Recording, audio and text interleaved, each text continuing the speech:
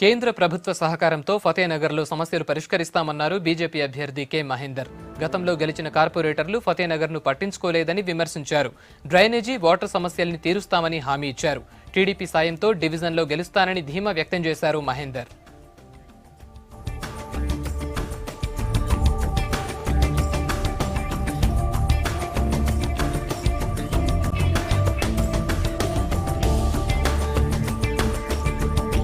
గత 15 రోజులుగా మేము ఫతేనగర్ డివిజన్లో నేను మరియు టీడీపీ ఎక్స్ కార్పొరేటర్ కృష్ణగౌడ్ గారు ఇంటింటికి ప్రచారం చేయడం జరుగుతున్నది.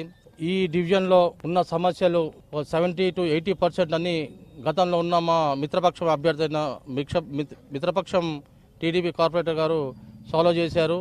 కార్పొరేషన్ అయిపోయి గత 16 నెలల నుంచి 2 సంవత్సరాలు అవుతుంది.